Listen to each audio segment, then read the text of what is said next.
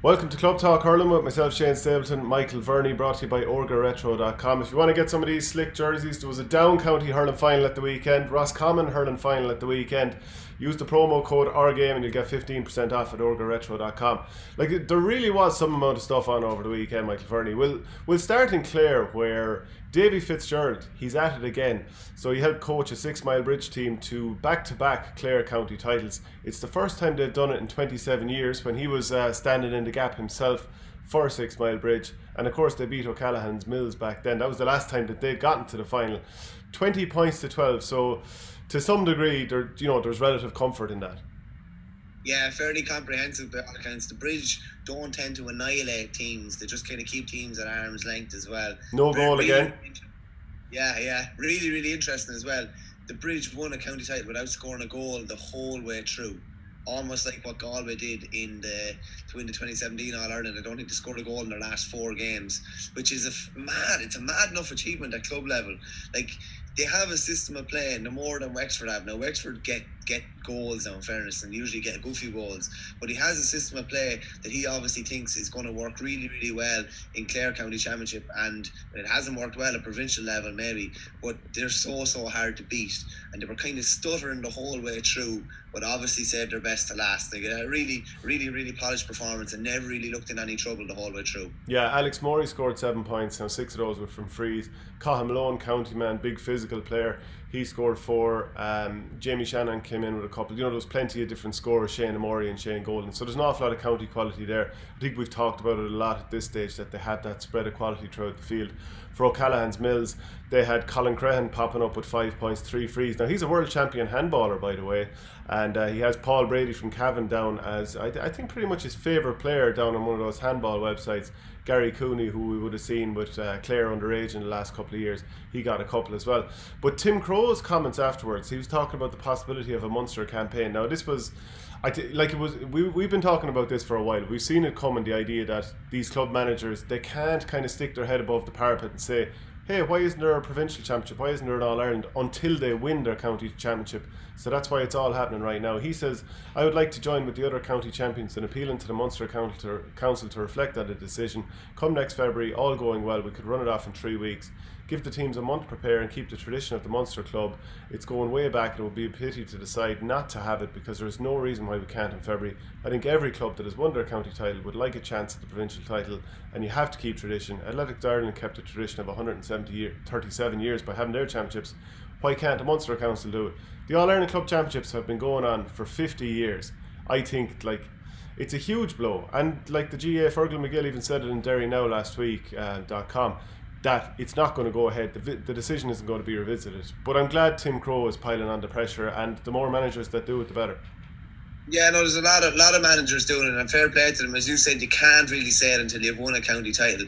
But it's a lot of strong stuff from Tim Crowe, a lot of strong stuff from Michael McMullen up in Schlockneil as well. Just that we had a tweet in, just tagged me and you on Twitter there. It's Michael Ryan at Deans Grove MR. He just said, on a more positive note, can we get a national open draw club championship organised for January to St. Patrick's Day? All grades, junior, intermediate and senior deserve it. 32 counties or less means a max of 5 rounds, 10 weeks needed for both codes. I think everybody, maybe you're not going to get provincial, but you could get an open draw for an All-Ireland. Maybe you're not going to get an All-Ireland, but you could get maybe a provincial championship played. I think we just reward, just deserves for all those county champions that they get to go on a bit further and not have an asterisk beside this season and said there was only county championships played. As I said, other organisations have managed to salvage something with regards to their championships or their events. There's no reason why, as again, and like people say, it'll influence on next year's season.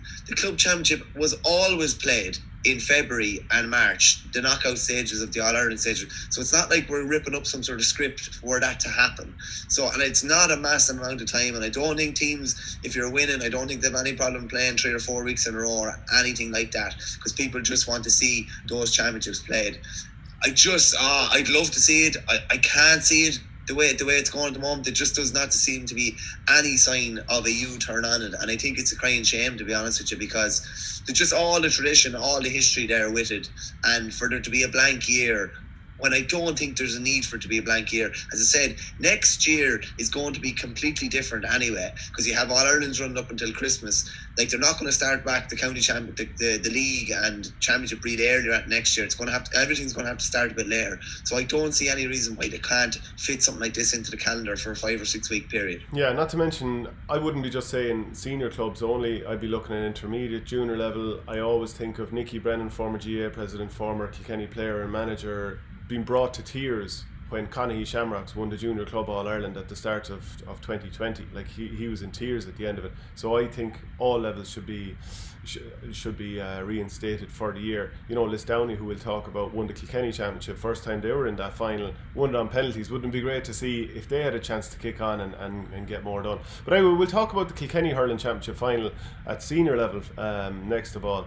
Ballyhale Shamrocks 5-19, Dicksboro 1-10. Now, I obviously had a couple of people get onto me when I said I couldn't really see Dicksboro winning this game, because when you get beaten, albeit in rainy conditions, in a quarter-final last year, and you score only 1-6 against a team that you really should be beaten, given the quality and depth you have, I couldn't see how they'd beat Ballyhale Shamrocks back-to-back All-Ireland champions. And I know James Stephens had pushed Ballyhale really, really hard in the semi-final, probably feel like they could have won the game. But the quality of Ballyhale Shamrocks, I mean, but Dicksboro never laid a glove on him. I mean, they were just battering long ball up the field time after time, which was manna from heaven for that Ballyhale backline. And I just really thought from the get-go, Ballyhale just had their way with them. Yeah, I think we said it in the preview show. Like, I just couldn't see Ballyhale being that bad again. I couldn't see a lot of those fringe players, the Codys, Owen Reid, Richie Reid, Joey Holden. I couldn't see them being that quiet again. And my compatriot in the Independent, Colin Keys, did a big piece all about Colin Fennelly and TJ Reid and the Axis in Saturday's paper, and it's fascinating to read it and the scores they put up and how they've led. They were not saying they were quiet, but it wasn't like their probably most influential game. But Owen Reid stepped in, Owen Cody stepped in, Evan Shefflin stepped in, Joey Holden, all these boys stepped up. And no more than the preview you did with Owen Murphy last week, he said, you know, if Joey Holden is off, Richie Reid steps up. If TJ is off, Joey Holden steps up. And that's kind of the way it was. It was just a real complete performance. It looked like a side that got their warning and took heed of the warning and really, really upped it. And as one fellow said, it was David O'Neill said, replying to your tweet about code 187 at Nolan Park, which you'll have to explain to me in a second, because I didn't actually get what you were talking about. But David O'Neill just said, shocking game, men against boys out there. And it was, because Dicksboro totally abandoned the game plan that they have, that short kind of short passing and playing balls to corners and using their pace, using Bill Sheen's pace. It was long ball after long ball. How many balls did Joey Holden go up for with the full forward and was able to shield, and it went out wide, and happened so many times, and it was just a nightmare scenario for Dicksboro, and they were just blown away from start to finish, really. No, they were, yeah. Now, the code 187, now the younger people who watch this won't understand it, but there was a movie from the mid-90s called Demolition Man. So this was where Wesley Snipes, who was a big actor of the time, was cryogenically frozen for 70 years, and so was Sylvester Stallone, the John Spartan, the policeman or whatever, and they were reawakened or whatever in a new future where everyone was docile, nobody was fighting, no one was punching, no one, there was no violence.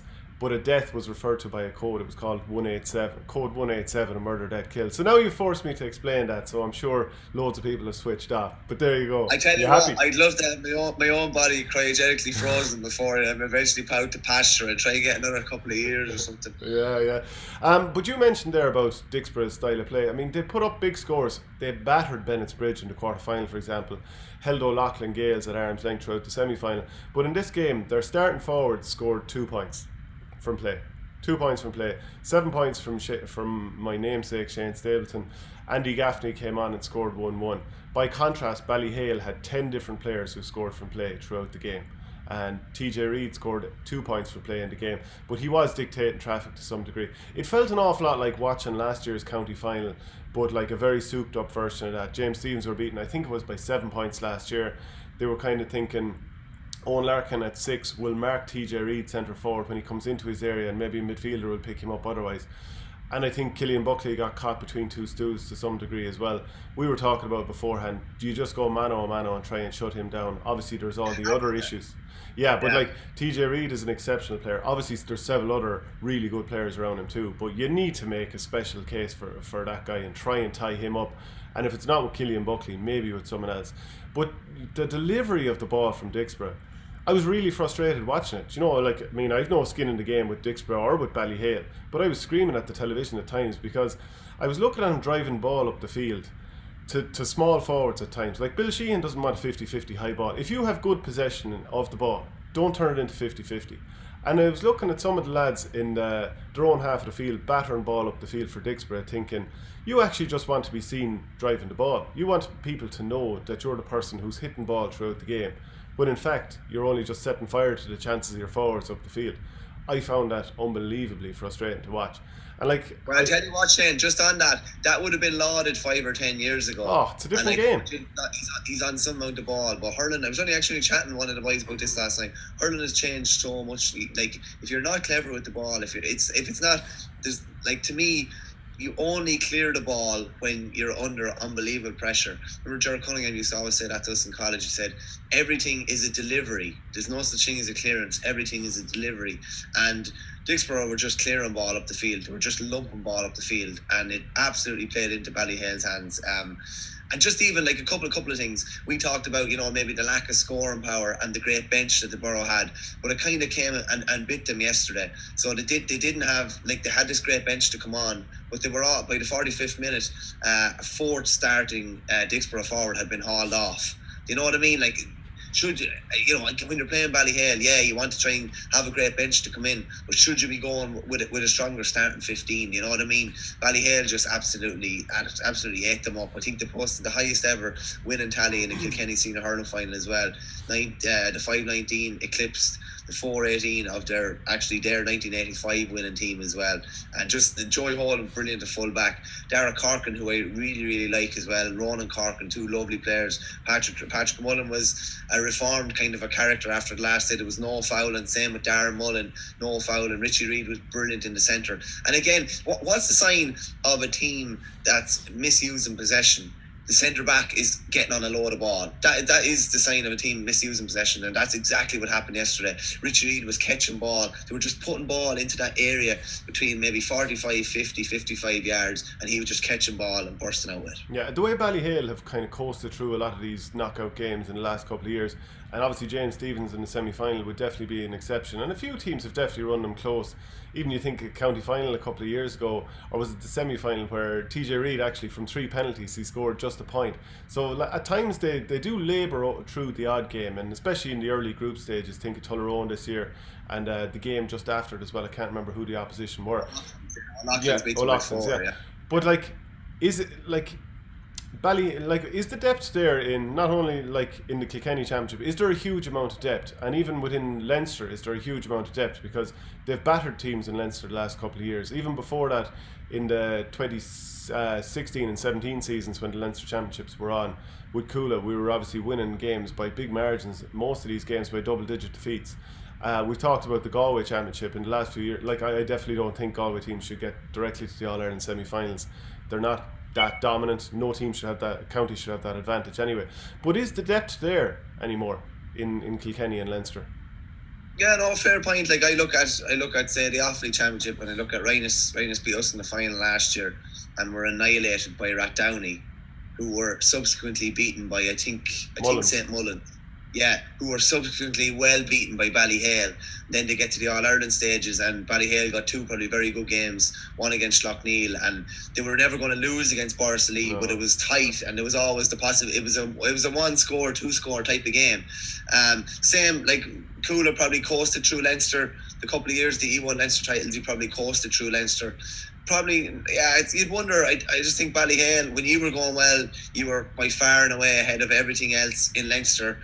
Funny enough, Ballyhale weren't going well at that time. Now they're flying it again, and I think they're probably 5 or 6 points better than every other team in Leinster. So there does seem to be a big gulf in class. I'd say like James Stephens must be sick though, because they were the team. They had Ballyhale there for the taking, and that's why Cheddar and the lads were so kind of heartbroken, I suppose, after. But And it doesn't, and it's probably harder even watching what they did to Dicksboro yesterday, knowing that they probably should have been there, and maybe it should have been them that were winning a county final. Yeah, a couple of other comments that were sent in to me during the middle of the game yesterday. One from James Kelly: Buckley not playing or not being let play loose, so they can't run it out. Shamrock's half back line seems to be holding their position, so the open space isn't there, which means the height of the delivery has to change, and Shamrocks are just better than them everywhere. Now, I do agree that at times Ballyhale's pressure meant that you didn't have time to pick out the pass, but as I said, there was times I was screaming at the telly saying, why not go short there to the half back line, try and turn, get a few scores from a little further out, so therefore you open up the space for the full forward line when you do go a bit longer.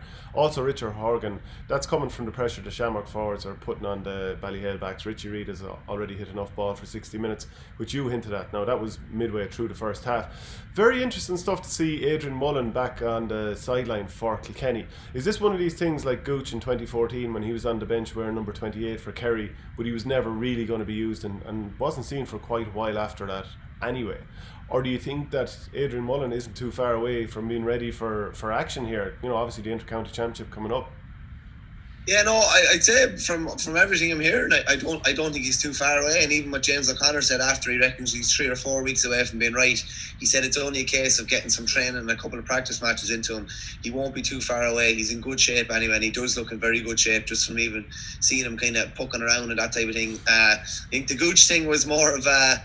Gooch actually didn't get back for a couple of months after that, and I think that was more of a smokescreen to, I suppose, maybe cause some doubt or get Mayo thinking about something that they probably shouldn't be thinking about at the time in that 2014 replay. But no, he's a young fella. Obviously, recovery rates are going to be an awful lot quicker.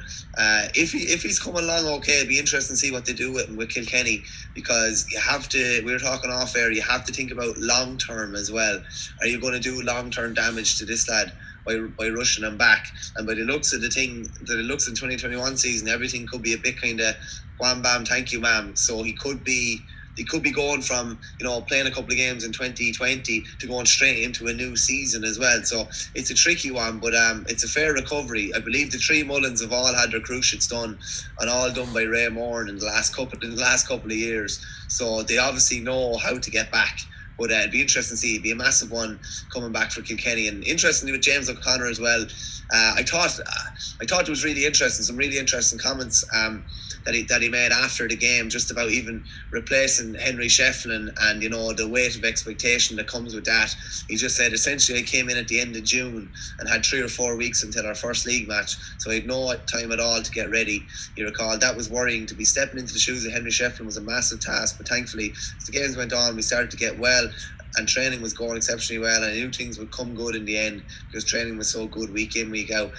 A massive achievement for him. I know they have the squad and the players there on paper and some of the best players we'll ever see, but with Mick Fennelly stepping aside and with Henry stepping aside, you think, you know, everybody always talks about this Ballyhale team. Maybe some of the younger fellas maybe been a bit hard to handle. I don't know if there's any weight to that anymore. You know, these guys are clearly mature and they're clearly like steering the ship forward themselves. They were clearly keeping themselves in really, really good shape during lockdown.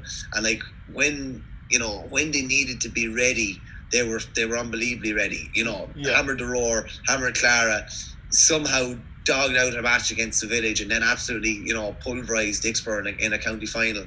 So any of those young lads that maybe people were saying were steering, you know, veering just outside the ditches or something like that, they're clearly all on their own road now, and they're an exceptional side really. And they look, imagine to say, like, after winning back-to-back All-Irelands, they probably look better than ever now. Yeah, and we'd just love to see him get tested beyond this point.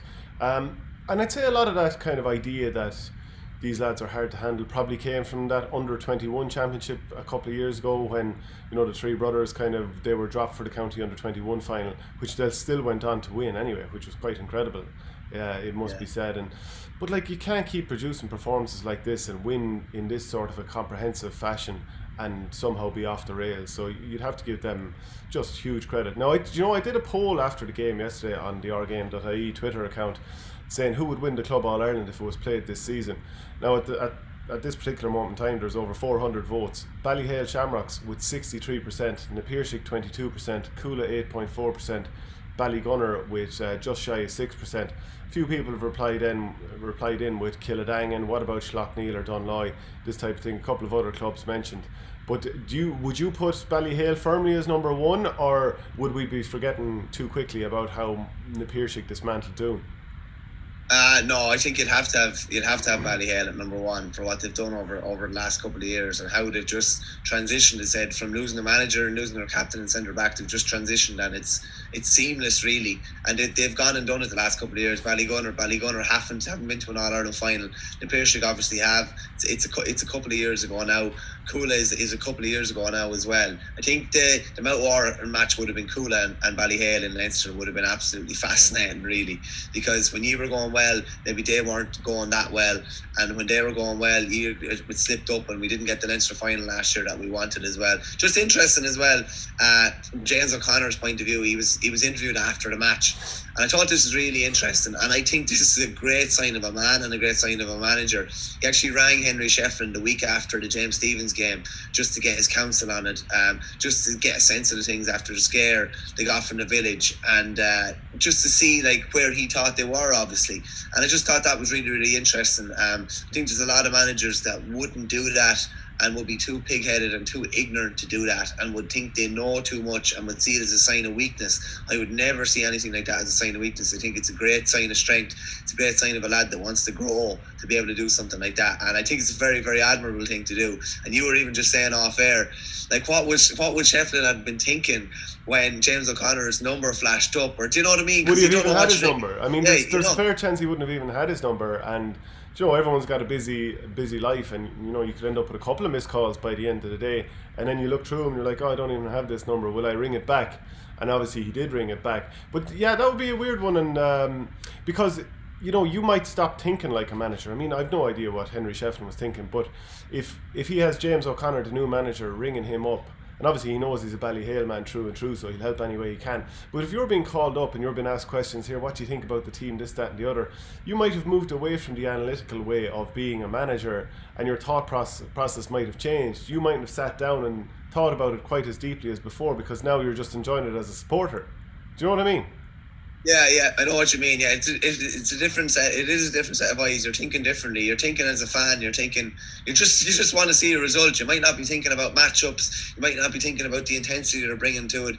It's that nerves that you probably don't have on the sideline. You're a critical thinker probably on the sideline. You're trying to make things happen. Who do I need to bring in? Up in the stand, you're just thinking, just get the ball to TJ or get the ball to Colin, and we get a score or get over the line or something like that. So it's definitely an interesting kind of a change. But I'd have to say fair play to James O'Connor, because I would always say it should happen. It probably rarely happens. But if you take over manager of a team, realistically, you probably should be ringing or sitting down with the previous manager, getting, you know, their strength and conditioning programs, you know, lads that they brought in, you know, just talking, getting maybe feedback on different players. But I'd say, like, how often does that happen? I'd say it happens very, very rarely, unless you know the person very well. I'd say it doesn't happen at all. Yeah, well, I know of strength and conditioning coaches who will talk to the previous strength and conditioner coach when, you know, that whole backroom team has moved on. Because obviously that gives you a huge head start in terms of how to deal with a player. Like, I might be used to dealing with an S&C coach for a couple of years who knows exactly what works and doesn't work for me, but I'm more or less just following an instruction, not really paying attention why I do an exercise this way rather than doing that particular routine. So I think it's very helpful for S&C coaches to do it, because the new one might come in and it might be with square one from me, because I'm just kind of going through the motions and doing what I'm told. So they need to understand what works for me and doesn't. But I think for James O'Connor, like all managers, they kind of want to feel like they've every box ticked going into a big match.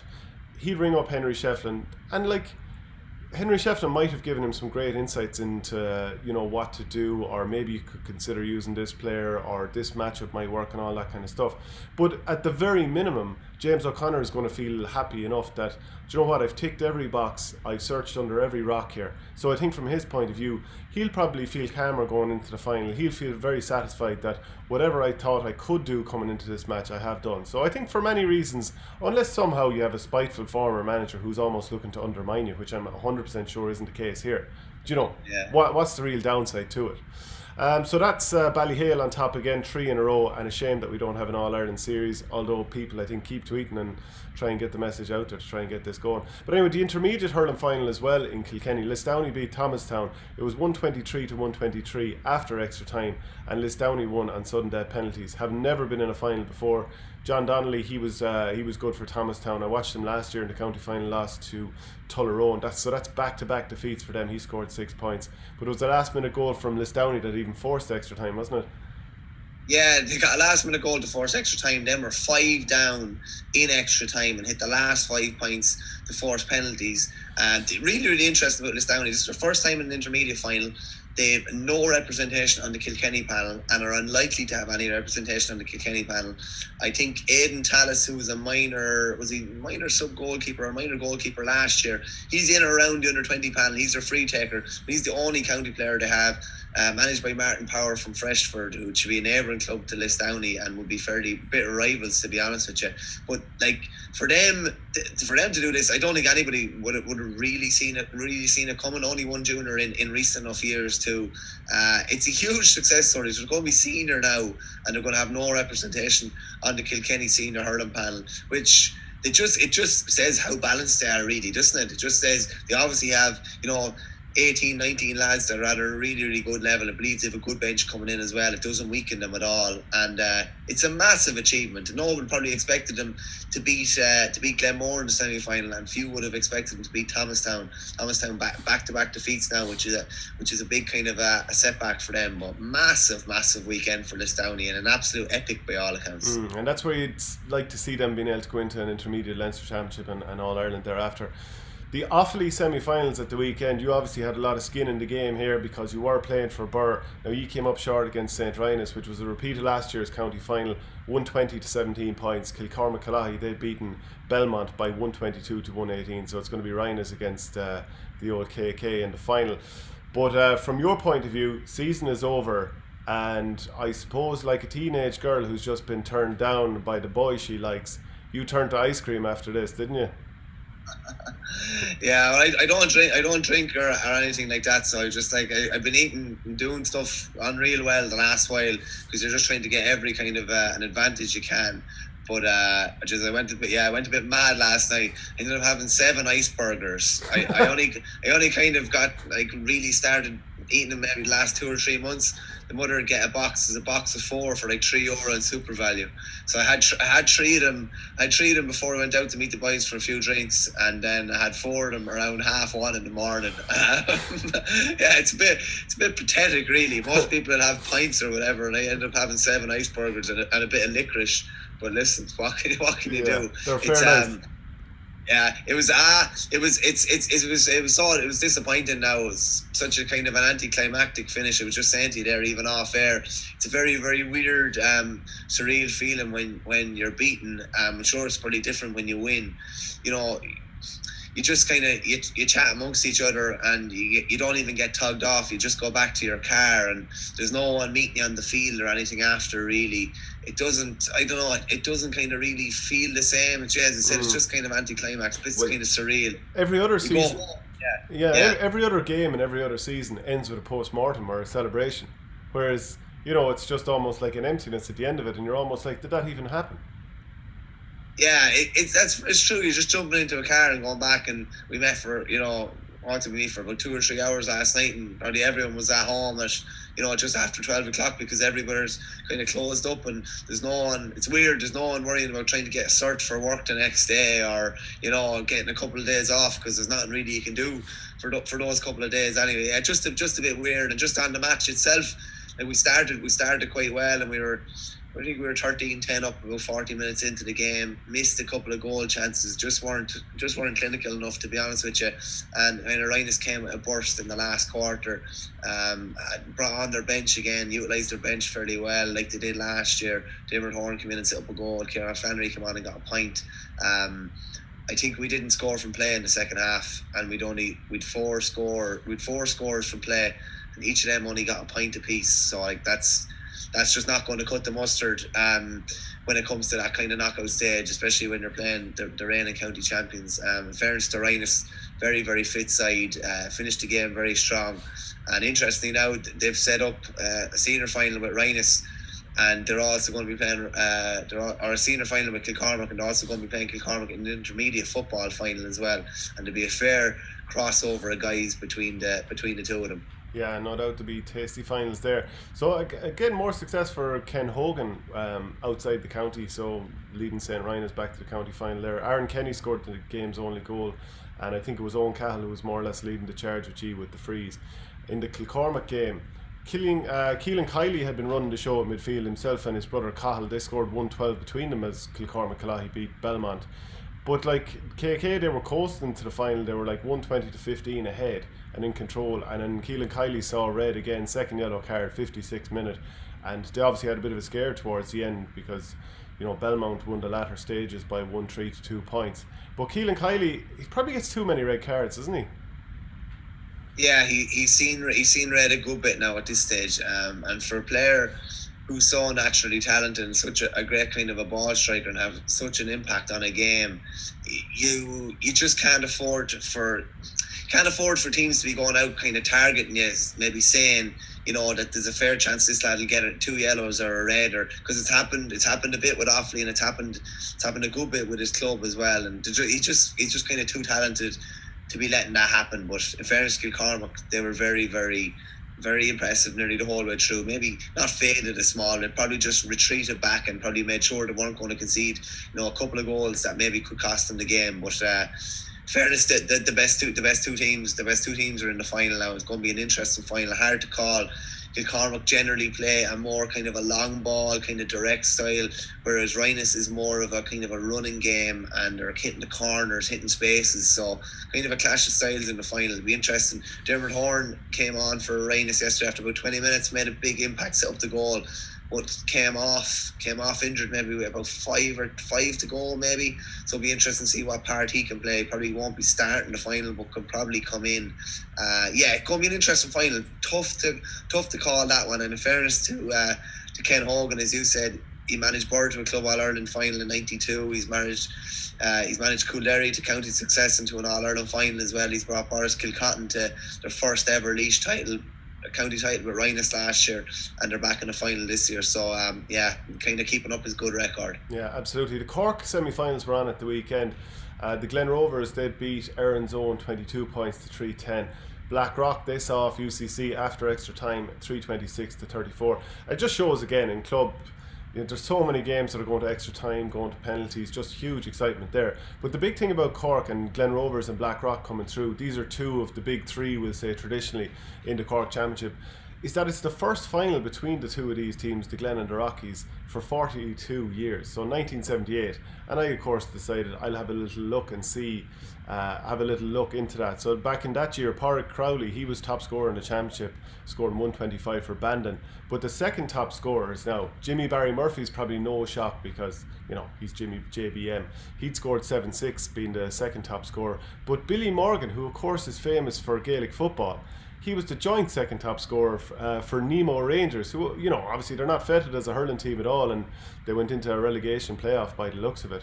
But that's very interesting to see that he was one of the top scorers. But another thing too is, around that particular era, so that was 1978, but this was during a period where Cork teams were dominating in the All-Ireland Club Championship. Glen Rovers won it in 76-77, Finbars the next year, and Blackrock, then they won it 1978-79. It's obviously a very different landscape at intercounty or at club level at this stage, because we haven't seen a Cork team do it for a number of years at this stage. But it is the restoration of the old rivals, and seeing Blackrock get through to the first final for a while, they'll be very happy, obviously. But a lot of people were happy to see UCC go down, weren't they? Yeah, it's funny, isn't it? It's not the divisional side. I don't think that many people were upset about Ian McKillie. Obviously, the Glen were, but there was still a lot of like it was all Cork players, whereas people were up in arms over UCC. Like, I went back through Twitter and I was sure UCC had won the game because people were that outraged about lads. Yeah, no, I was sure, like, I was 100% sure, and then I go down through the comments, even though, like, it was someone from Blackrock, even though we won, this is still a disgrace. Do you know, people were that upset about it, even though Blackrock still kind of won the game. I suppose, like, Sean Coakley had a tweet up there, he just said, appalling today how UCC were able to parachute in players with no involvement with them this year at all, grossly unfair on clubs who worked tirelessly to promote the game. What does this do for Cork? Very, very valid question. You know, as someone commented on our preview the other day that Conor Boylan was eligible to play. He obviously played Fitzgibbon with him earlier on this year. Don't think he played a game all year because he was obviously playing with Napirsig. Scored 3 points. Scores 3 points, and there's probably another couple of guys that were parachuted in as well. There was another tweet in there, just one punter saying, you know, there'll be 60 players between Napirsig and I forget the other club there, Napirsig and McKilly, was it? Not just Napirsig and one of the other club that were beaten in the quarterfinals. Like how do they feel? Like, how do they feel sitting at home today? And then you see, you know, the likes of Conor Boylan and other guys, non-Cork players coming in and play with a club, but like in fairness, as I said, UCC is a club, but that's the way the structure has always been. It only really rears its head when you get to a final, and this kind of thing can happen. And the longer you get in the championship, this kind of thing is more likely to happen with guys coming in. But I think the staunch Cork hurling supporters are fairly happy that it's Blackrock rather than UCC. But it sounded like an absolute epic of a game. Yeah, without doubt. Like Shane Conway scored 14 points to Kerry hurler. That included 9 frees and a sideline, 4 from play. Mark Keogh got a couple as well, the Tipperary hurler. But I have to say, I do agree with the idea that these college teams, these divisional teams, shouldn't be in championships if they're going to be, like particularly if they're made up of players from outside the county. What does that do for Cork hurling? I mean, I know in terms of like a spectacle, it meant Blackrock were going to be up against a better team, and it means it's a huge achievement. But if teams are getting knocked out for the sake of, and I mean, this is no disrespect to the players, I mean, they're well entitled to represent their colleges, you know, but like, it's further in Shane Conway, it's further in Mark Keogh, you know, Conor Boylan and all that. Is that really what the Cork County Board wants to do? I mean, I don't like it. I mean, if UCD were still flying it in the Dublin Hurling Championship, I wouldn't necessarily like the cut of players from all over the country coming together, and people will say, oh yeah, you transferring players or whatever. I mean, this is the reality of modern Ireland. But with a college team, I just don't like it, because it's often a case of all the best players from different parts of Ireland are brought together for a college team because they're getting scholarships and all that kind of stuff to lure them. And then they go in and win a county championship. What does it really do for the local championship? Yeah, no, I'd agree with you. And even I remember when UCD were going well, it was the Village played UCD, played them in 2 Leinster finals. And I just remember thinking about it. You know, you're thinking about, you know, Coola get to play a big match or Boro get to play a big match, and you have a couple of thousand supporters there, and you know, everybody's talking about it or whatever. I've never been at the UCD Leinster final, and there was, you know, 150 there from UCD, barely a cheer when they scored. It was literally just, you know, the players' families and maybe girlfriends. That was all that was at the match. And I'm sure that was the same, like it obviously was the same at UCC. Like, I wonder how they allocated their 100 tickets, and were they able to even fill up their 100 tickets, just because it's not like a normal club. But yeah, you'd wonder, like, maybe if it was the sort of case where it was just Cork players allowed to play, or, you know, or that type of thing, then maybe you're robbing Shane Conway of maybe this is the best kind of one. This is the best club championship that he'll play, and maybe it'll be higher standard than the Kerry championship. But I think it's just a very, very awkward one. I mean, why almost sabotage the chances of your own county just so someone from another county gets a chance to play at a slightly higher level? I mean, at the very least, right, what about even a compromise whereby it used to be the old days of the Champions League, where you can only have, let's say, 2 players from outside the county that are involved in it. I mean, it's fine if they've maybe moved into the county, much like you have an inter-county a transfer because somebody now lives in Limerick, they move to a Limerick club. I mean, that's fine. But what about that? You just have a quota of a couple of players that you're allowed to have in. Yeah, I think something like that would be a lot more manageable. I know like a lot of the overseas clubs would do that as well. There's only there's only a certain amount you can only take in, maybe just say 3 or 4 players sanctions, to Boston or whatever. That would make more sense. It would make it probably more interesting as well, because there'd be a clamour for who those players are going to be as well. And once they're named, and you can't really change it. But yeah, at least I suppose from the purest point of view, they'd be happy that it's the Glen and Blackrock in the final, and good to see Blackrock back there. Haven't won one since 2002, as I said in the previous show, since John Brown, Alan Brown were kind of the two kind of standout players back then. And even Glen Rovers, we talked about Aaron Sohan, like in fairness to them, they're a really, really dogged side. I thought the Glen would win, but I knew they wouldn't get it easy, and they really put it up to them. It was the Glen Rovers 22, Aaron's own 3-12, I think. Robbie O'Flynn, or 3-10, sorry. Robbie O'Flynn got 1-5, 1-3 from play. The couple of goals kind of kept them in it, but they kept the Glen very, very honest right till the end. Yeah, Patrick Horgan scored 14 points, 4 of those from play. Probably wasn't at his unmanageable best, like we saw against St Finbarrs in the first game that was on television. Simon Kennefick, he scored a couple of points. I think he was pulled down for a few more. Aaron's own, I mean, they had their challenges too, because like their veteran defender Shane Murphy, like I think he wasn't available to play, and then they lost James O'Flynn, who's their captain, and Stephen Cronin to injury in the first half of the game as well. So that was fairly hard on them. They'd beaten SARS in the quarter-final, whereas Glen, maybe they were a little bit kind of a small bit rusty, because they didn't have to play a semi-final, having been the best placed team to come through top from their group stages. But it will be the Glen. And they'd be happy with that, Shane, because we've said about teams that have gotten through to that stage and maybe they've been just kind of waiting there, kind of idle. So they'd be happy just to get through it, and they'll be pitch perfect for the final now. Yeah, and they'll be absolute red hot favourites, I'd say, to make it 3 in a row. The Armagh final, Cullens, they won 6, Middletown Nafina 20 points, so that was fairly comprehensive. The Laois semi-finals were also on at the weekend. So Rosenallis had shocked a couple of teams throughout the championship, but their season came to an end here, because Ballyhale put up 221, Rosenallis 8 points for a finish, 9-point defeat there, so somewhat comprehensive for a finish. Paddy Keaton scored 10 points for Rosenallis, but Stephen Picky-Maher, he led the way for Ballyhale with 1-7, Jordan Walsh with 4, Stephen Bergen 1-1, Willie Dunphy 3, Mark Hennessy and Robbie Phelan scored a couple, and Brian Corby and Willie Hyland, who of course played with Laois for a number of years, scored a point each. The other side of the semi-final, then Borris Kilcotton beat Rathdowney Earl, so that's avenging their final defeat to Rathdowney Earl last year, and they're back in the final once again. So PJ Scully and Stephen Dunphy with the goals, taking them back there. So you would have nearly expected Rathdowney Earl to come through that game, would you?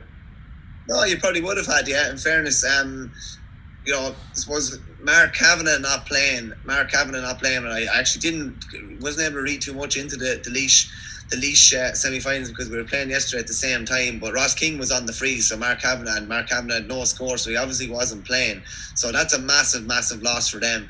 And Ross was kind of held from play. He got 8 frees, but he was totally held from play. I see Paddy Purcell chipped in with 2 points, but to be without Kavanagh would have been a massive loss. I would have still fancied Rathdowney to probably get through, because I would have thought they had more of a kind of an overall kind of a better squad.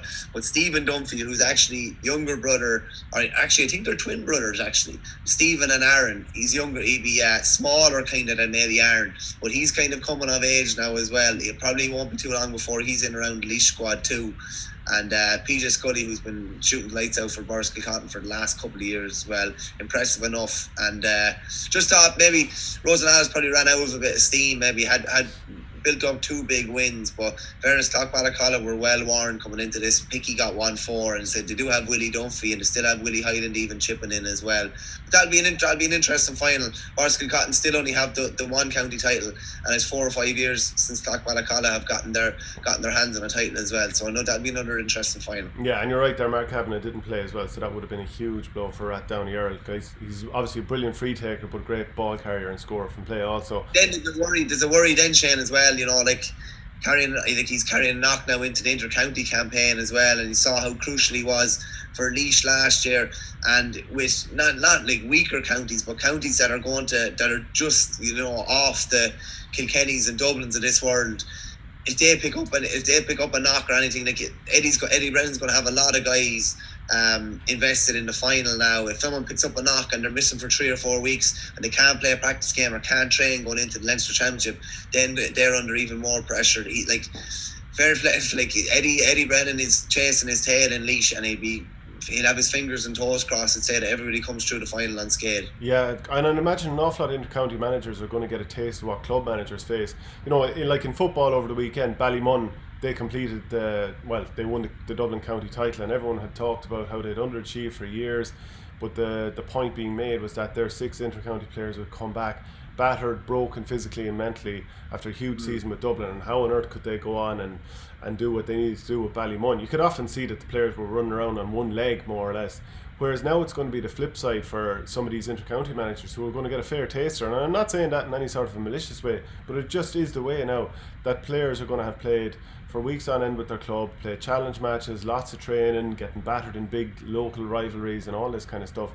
And they're going to feel what it's like to have one arm tied behind your back before you start the season. I think Eddie Brennan's going to have a bit of a tough time if he picks up another injury or two, because they more or less need everybody. He's talked about how not everybody wants to line out for their county or has decided against it.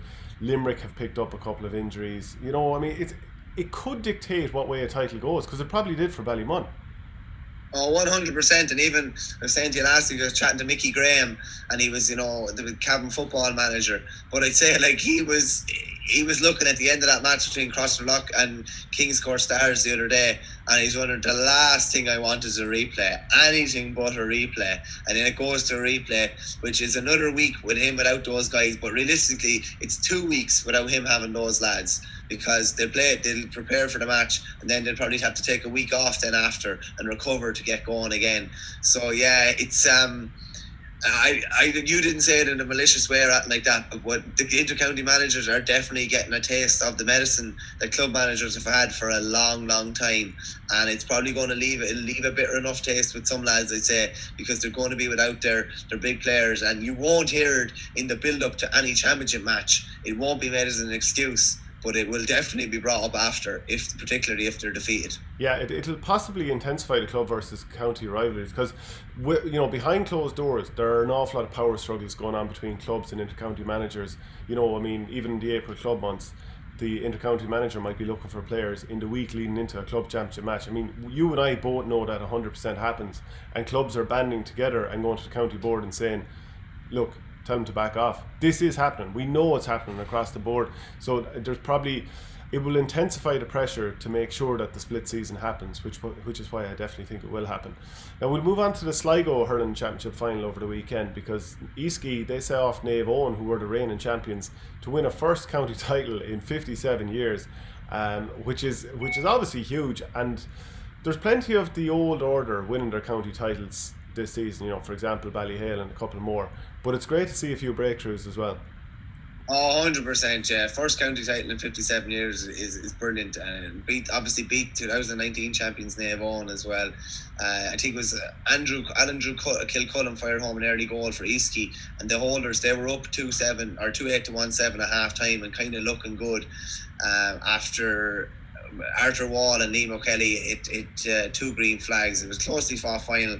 Ger O'Kelly Lynch's 11 points of the contest from 65 appeared to have kind of held on to the title for Naomh Eoin until James Weir brought the sides level, and then Thomas Cawley was the hero of the day. He struck what proved to be the match winning point, and it's just dream scenario, isn't it? For you're forever going to be remembered as the man that brought the first county title home in 57 years, in fairness. And I believe it was an absolutely unbelievable effort from underneath the stands as well. And while I'm sure the stands weren't full, I'm sure he kind of raised the roof there as well. But you're never going to be forgotten for something like that.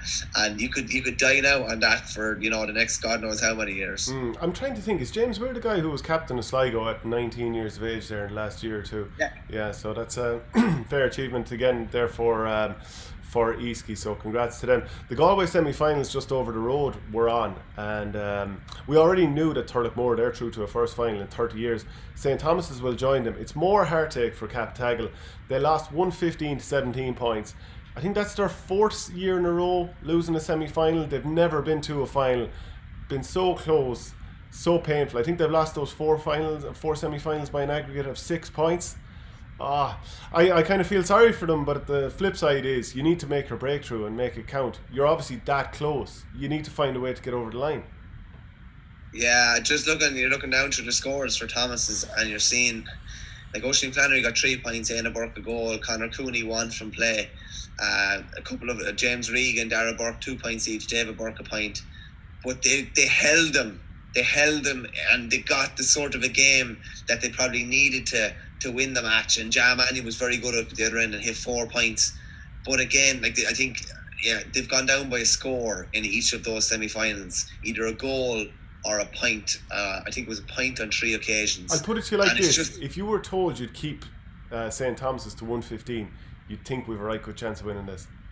You think you were on the pig's back, yeah. So like obviously they clearly got an awful lot right, and that's what's really hard to take. And it's the same with James Stevens and Kilkenny. Very, very hard to take when you do nearly everything you think you can do and you still go and get over the line. You can take some solace in that, but still you didn't get over the line. You delivered and still didn't get over the line. So it's disappointing for them. Thomas is just be breathing a massive sigh of relief. I think we probably have the final pairing that everyone wanted in the new guns, Turlock Moore going for the first county title since 1990, I think it is, up against Thomas's, who are obviously going for 3 in a row. So yeah, it's going to be that's a really, really interesting final. As we said, the prospect of David Burke versus Dahi Burke at midfield would be fascinating. Yes, sir. So yeah, and it's mad. Thomas has only won the first of their 4 titles in 2012. Now they're heading for a 3 in a row. I think it was actually 86 since Turlockmore last won it with their last final in 1990, like you were saying. So Capitagle, I mean, obviously they're going to be quite disappointed. Jam Mannion got 4 from play, and a few others kind of popped up with scores, but just short when it came down to it. David Connors from the Tuam Herald was tweeting afterwards, not a clue what his decision is going to be, but it was noticeable post-game that Damien Joyce was slow to remove himself from the Kenny Park field. If it happens to be the last game we see him for Cappy, what a phenomenal career he's had for club and county. Superb again today. So yeah, tough on Damien Joyce. He'd obviously want to get Capitagle to a final, but it's not going to happen this year. I'm just saying as well, like just on that, like it's so hard to get the fairy tale ending. It is just so hard. The lads that get it are absolutely blessed, because it's such a difficult thing to do, and I'm sure he's hanging on just thinking we're so close, and they obviously are so close. But yeah, the guys that get to go out on top, or I'm not saying maybe Damien Joyce will stay going again, and more fair play to him if he does. He's an absolute warrior. But it's just the select few that get to go out on top are definitely in the minority, and they should definitely cherish their position. Yeah, absolutely. The Meath semi-finals were also on at the weekend. Ratoath beating Afina, and as Philip Lanigan, journalist and Ratoath clubman, tweeted, top class again from the Ratoath senior hurlers. Chance of a first county title since the milestone win of 1963. Minors and juniors also with county finals to look forward to. He might be talking out himself. I know he was there earlier in the year, but I'm not sure which level it was. Although I'd be saying go for the highest level possible. Trim also, they played Kildalkey and they won by a point, 3-9 to 17 points.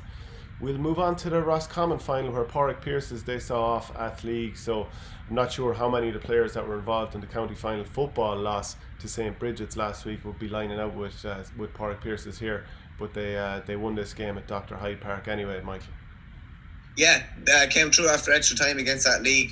Daniel Glynn hit 16 points. I think this is the 4th time they've won a senior hurling title. You'd probably think nearly that they would be higher on the roll of honour than that. But by all accounts, they were the better team throughout, even though it went extra time. But a couple of frees deep into injury time. I think it was Eamon Flanagan and Ben McGahan rescued that league, sent the game to extra time. Oisin Kelly Jr. and Dara Finn, who came on as a substitute, they both gold in the second period of extra time, and you know, the better team, they finally kind of kicked on, and they got their hands on the Mickey Caniff Cup once again. And obviously I'm sporting the Roscommon colours again today, so yeah, it sounded like a good final. But Pádraig Pearse has kind of just got the job done when it mattered in extra time, and those 2 goals were key. Yeah, and the down final was on over the weekend, so this was a replay between Portaferry and Ballycran, and we talked about the drama that was there in the first game. Portaferry finally came through. It was a low enough scoring game, 15 points to 13, so the holders were Ballycran, so that's a huge victory for Portaferry there. They never trailed. They were ahead by 5-3 at the first water break. Owen and Dahi Sands, they'd gotten a couple of scores on the board. led by double scores at half time, 10 points to 5, which meant it was a fairly low score in second half. Pádraig Doran had frees in the run up to the half time. Colin McManus, he was fairly deadly accurate with the place balls, and extra time looked like it was going to be on the cards, because it was only 12 points to 11 late on, but they couldn't find a leveller, and Dahi Sands picked off the last 2 points for Portaferry. Then in the Wicklow final, Bray Emmets retained their senior championship with an impressive win over Carnew Emmets. It was 121 to 1-4, and I think there was only 2 points in it coming up to, or at half time, so that's a fair rout in the second half from Bray. Yeah, we kind of flagged up that Carnew may struggle for scores, but I thought they'd keep it very, very tight at the other end. They definitely did struggle for scores. They only hit 1-4, as you say, but they were absolutely overrun in defence. Christy Morehouse hit 12 points. I think he hit 3 from play. John Henderson was leading it forward from centre back. Just a really, really polished performance by Bray. And we're talking about the different provincial campaigns. I think they'd slip into the Leinster Intermediate Club if it was going ahead, and I know from chatting those sort of guys, they love going and test themselves against the Kilkenny champions, or go and test themselves against whoever. So again, while we talk about the Ballygunners and the Ballyhales and the Coolas not getting to go into the provincial, they're the teams that people are going to talk about.